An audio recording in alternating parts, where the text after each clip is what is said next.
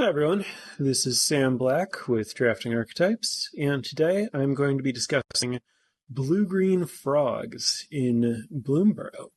As always, the notes are available to follow along at patreon.com/draftingarchetypes. And today, before I get into it, I want to mention that this episode of the podcast is sponsored by Untapped.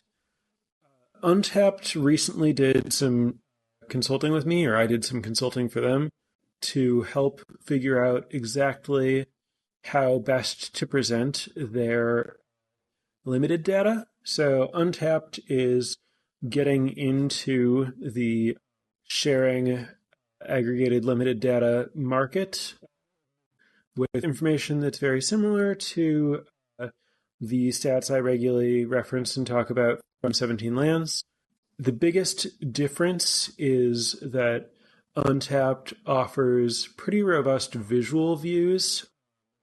So they've just launched their limited data section, which has tier lists and trophy decks, and you can view it either in like the 17 land style spreadsheet mode with all the data, or you can just view it as kind of a grouped tier list where it figures out.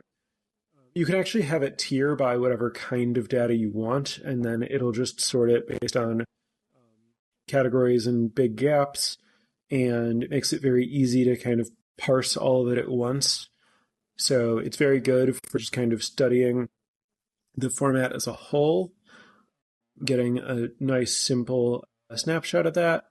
And then in the trophy decks feature, one thing that I worked with them on is you can search for trophy decks that contain certain cards or groups of cards, and you can look for trophy decks that contain multiple copies of the same card.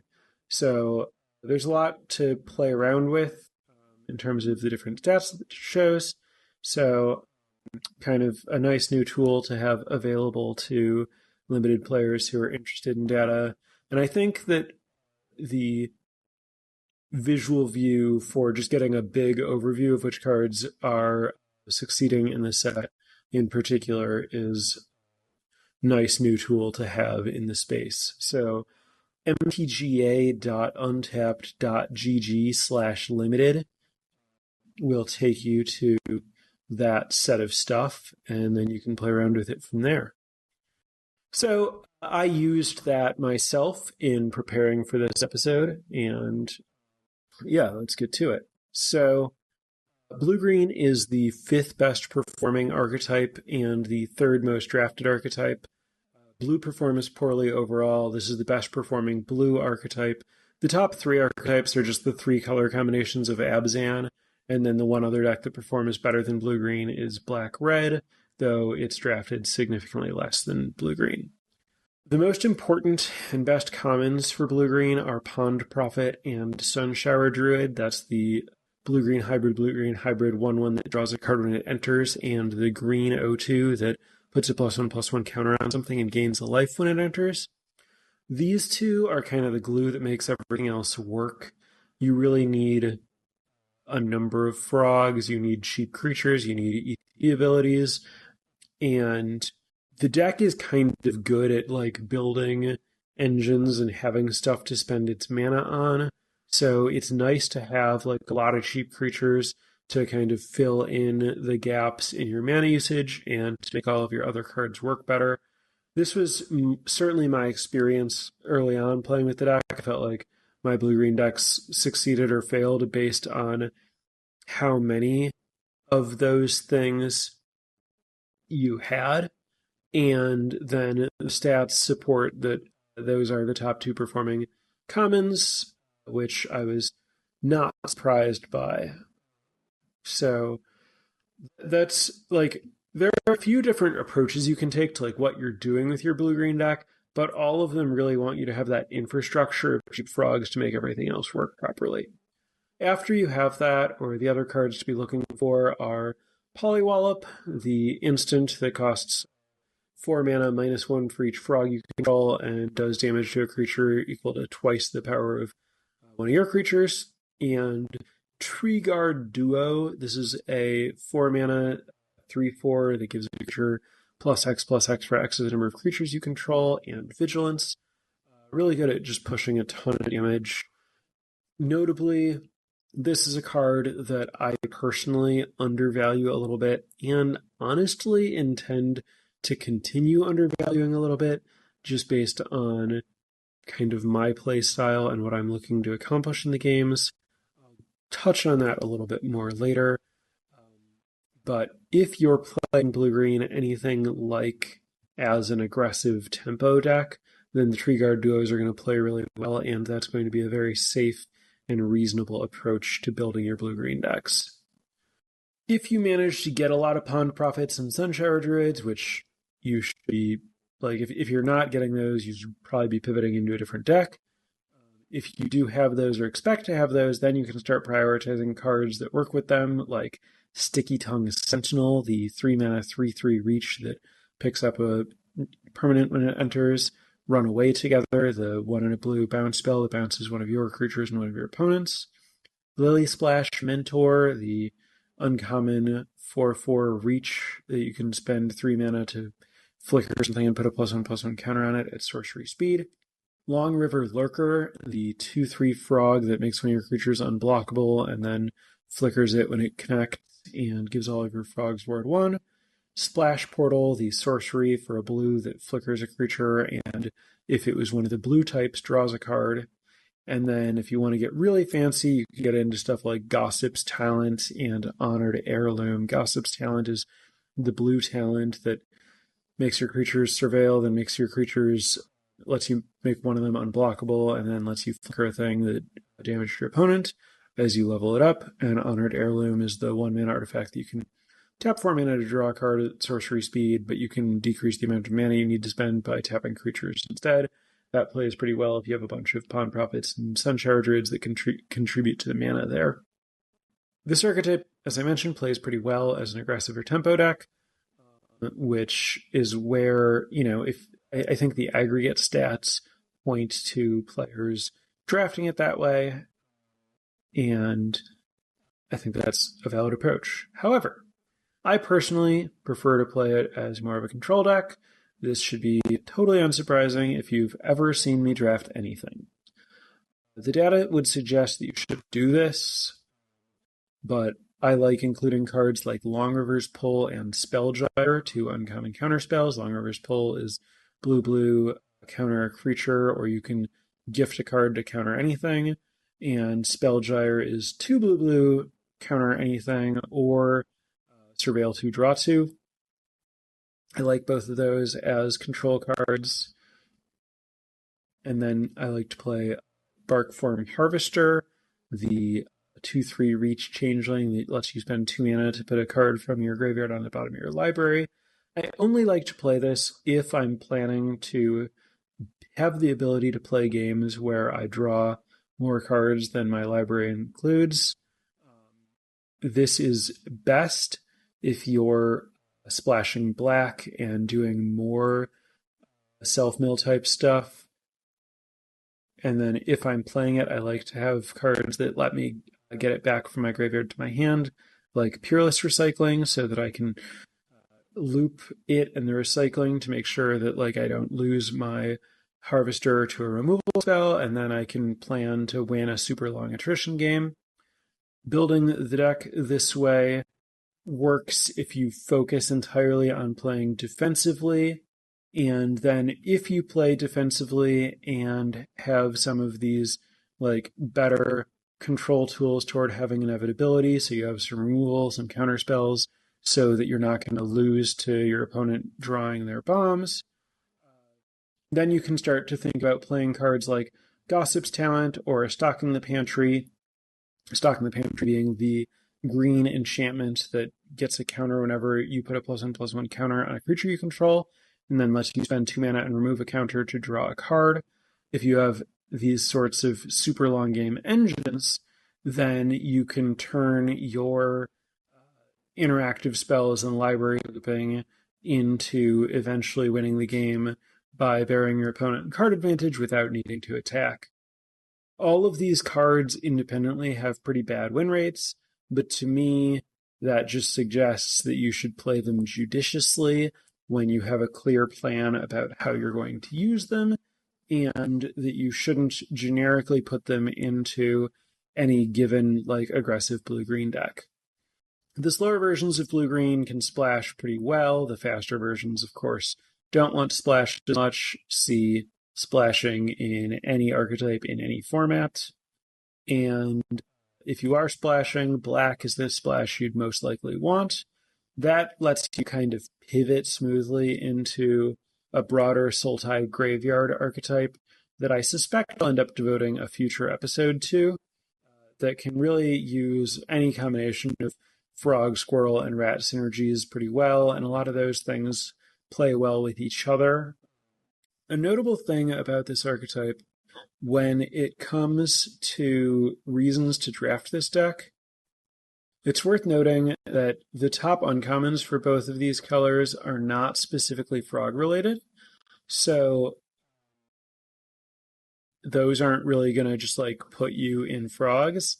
And the top commons, as I mentioned, are like Pond Prophet and Sunshower Druid, which aren't really things you want to like first pick and then draft around, which means that as far as like cards that you're going to see at the beginning of a draft that'll get you to specifically try to draft this archetype, I think the most likely cards to put you in frogs specifically are Dream Dew and Trancer, the 4-mana 3/4 reach that when it enters the battlefield, taps a creature and puts 3 stun counters on it, and Dour Port Mage, the 1 and a blue 1/3 frog that lets you tap it in 2 mana to return a creature you control to its owner's hand, and then whenever a creature leaves play without dying, you draw a card.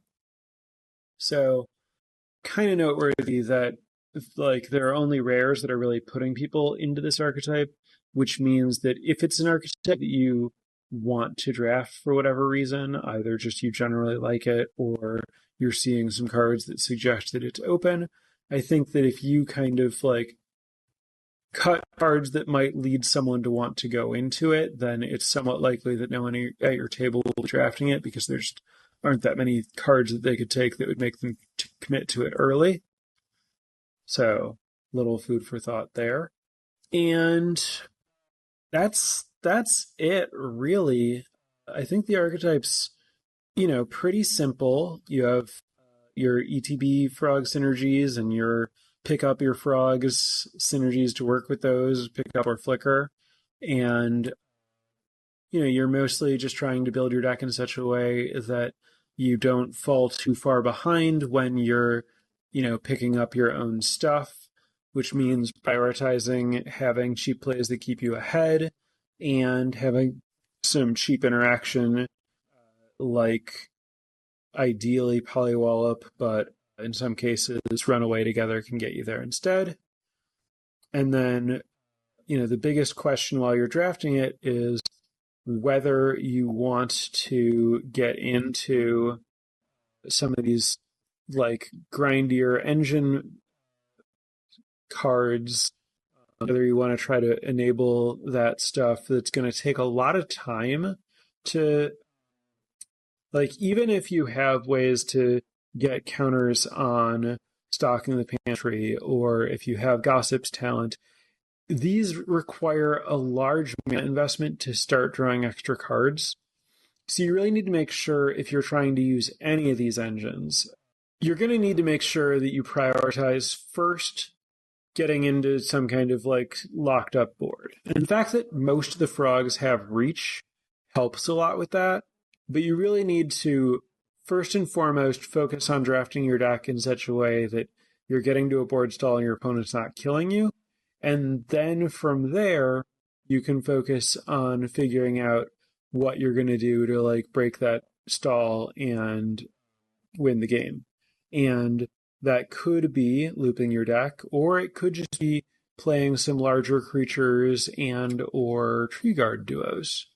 So I think that there are room for some like branching paths around how you're ending the game, but it kind of all comes back to wanting the same kind of like setup cards to get into a like late game in a space where you have a good amount of life and reasonably wide battlefield.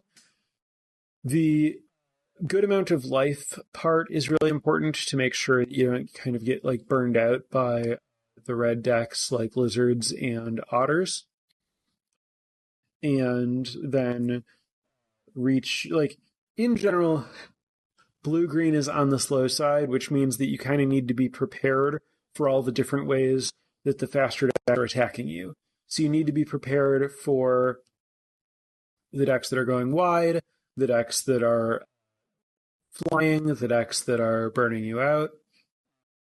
And then once you have that covered, figure out whatever way you want to like end the game in your favor from there.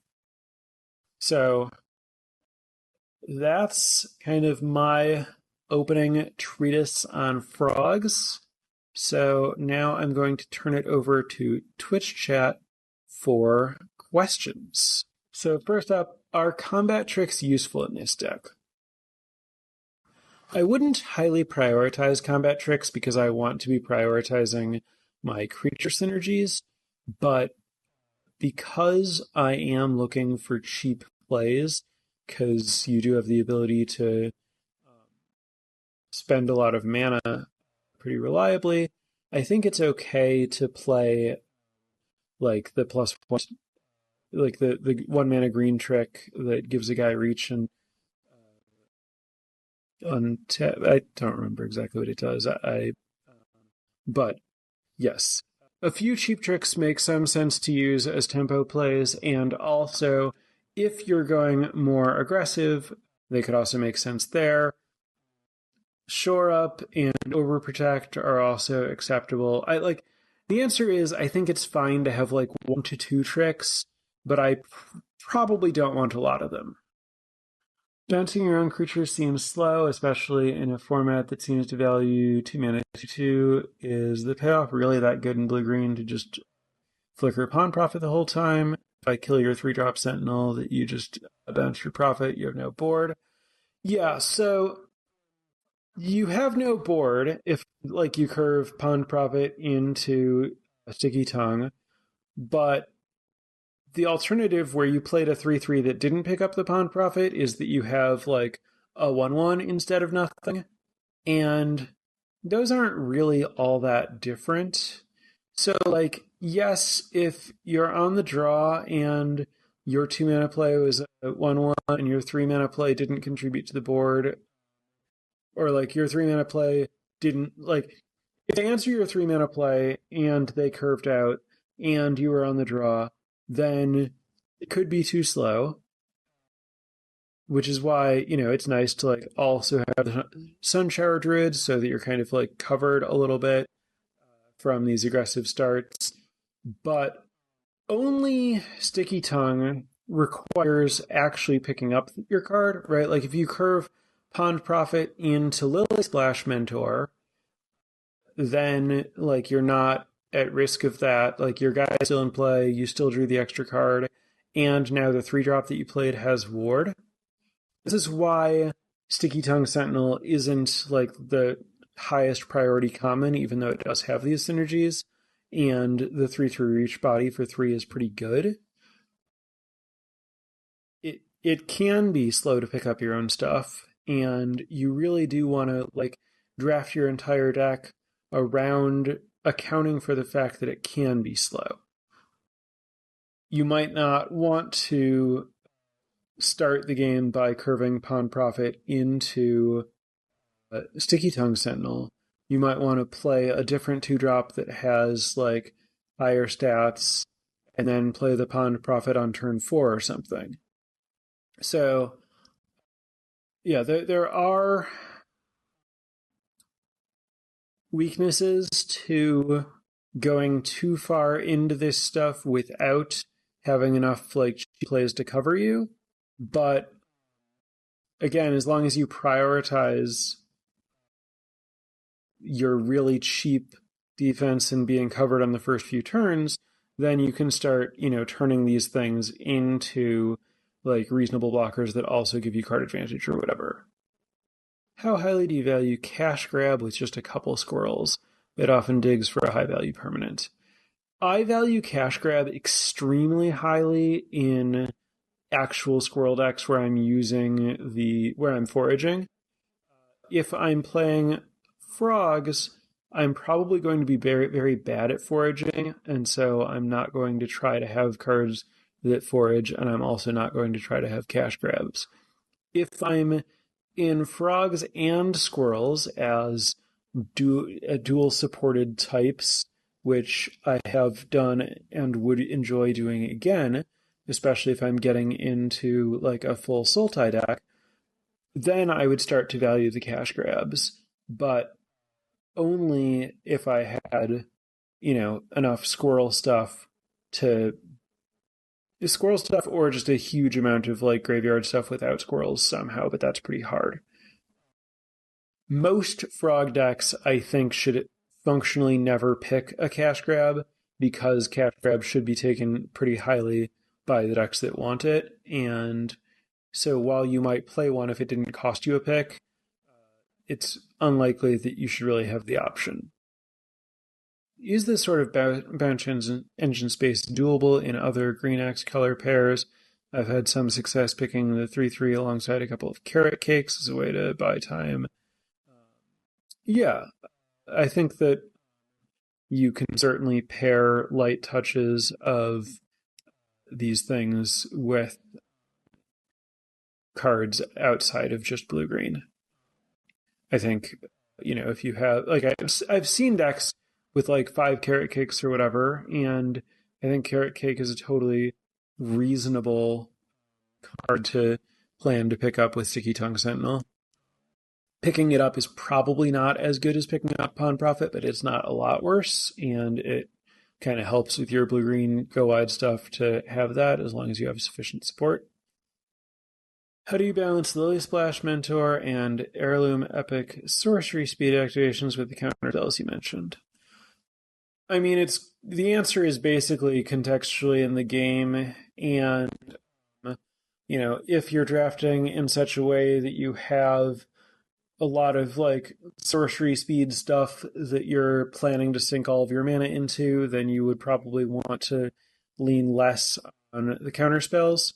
Like, the thing about using these low win rate cards is you really have to use them all correctly, and that's more than just only use any of them if you are playing a defensive deck and then use all of them.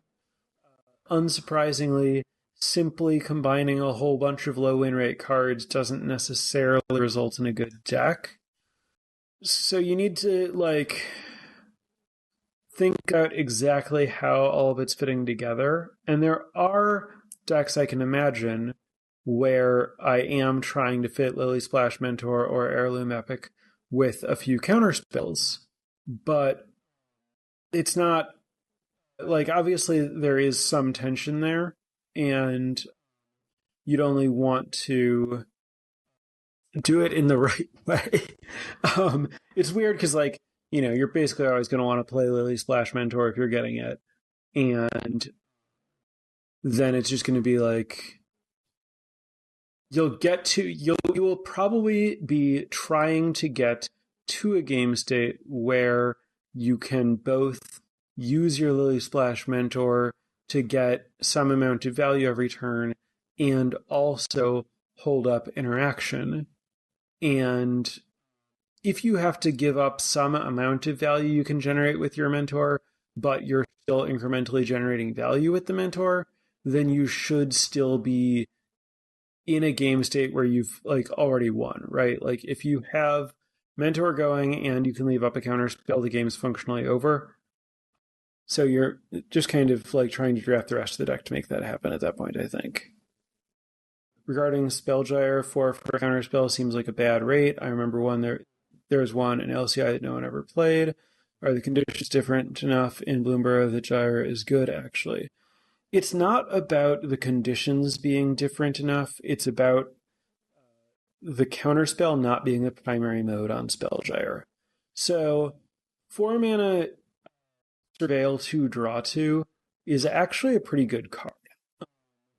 Like, there have been a variety, like Glimmer of Genius, I guess, was maybe the last most similar card to that, but it's a rate that, like, C4 cards for 4 mana, keep 2 of them, exists in a bunch of different forms, and is just pretty strong. And the ability to do it at instant speed and to be guaranteed to have mana up, well, to be guaranteed to have the ability to counter something that your opponent does if it has to be countered instead, is huge upside. So you're not, like, it's less here's a counter spell, is it good? It's more here's a card draw spell that is much better because when you're under too much pressure, or when your opponent does something you have to answer or whatever, you can counter instead. So, like, the problem with counter spells is that you have to hold up mana and you may or may not want to use them, and then your mana may or may not be wasted. So Spellgyre is like, my plan is, no matter what, at the end of my opponent's turn, I'm casting this. When they cast a spell, I will decide if countering it or Surveil 2 draw 2 is better for me. And then I will do one of those things. And viewed that way, I think the card's really good. I do have to contend with the fact that its stats aren't that great, but also the stats on all blue cards aren't great, and the stats on any sort of, like, card advantage isn't great. And it has not been my experience that blue or card advantage are, like, structurally bad in this format. So I'm just going to continue generally liking Spellgyre and playing it that way, and I personally am not really concerned about the numbers on it. If you prioritize recursion and shore up once you know you're in the controlling space and end up with not too many engines to help with inevitability, would some random flyers be a fine way to add inevitability to a deck in this space? I don't love some random flyers as a, like, plan to believe that you have inevitability. There are a lot of reach creatures, so your flyers aren't necessarily getting through, and I don't really want to just be like, well, I have this creature, I guess that's inevitability. Oh, what, a removal spell? So, I mean, at least for me, when I think about tools that are giving me inevitability in a long game, I want things that are, like, more serious about it, like things that are giving me repeated card advantage or something. Which isn't to say that you don't want any flyers in your deck, just that I would conceptualize what you're doing a little bit differently. As far as prioritizing, I'd say, if your kind of long game plan revolves around Lily Splash Mentor or similar, then it might make a little bit more sense to prioritize Shore Up to protect it. But for the most part, I'm not that invested in protecting my frogs because most of them give me value when I play them, and if my opponent kills one of them, I can just kind of plan to play another one, and Shore Up is a little bit narrow in what it's doing.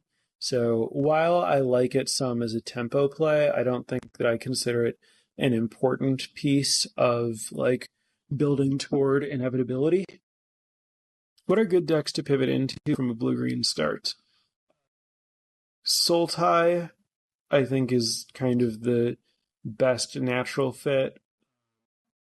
Other than that, I mean, Squirrels is very similar to Sultai. Outside of that, just, if you have a bunch of green cards and you're looking to maybe go into blue, or a bunch of blue cards and you're looking to maybe go into green, then you could go into whatever,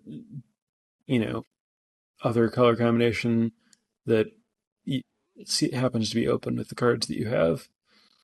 Is decking a concern with this archetype? Not for me, in that If I am drafting a deck where I feel like it might be, then I'm probably going to make sure that I have a bark form harvester. But for the most part, I don't think that you're super likely to end up in a spot where you're going to like run out of cards in your library in this archetype, because your creatures end up being like reasonably big and you have some ways to like push them through, and you're not like milling yourself a lot or like drawing huge numbers of extra cards.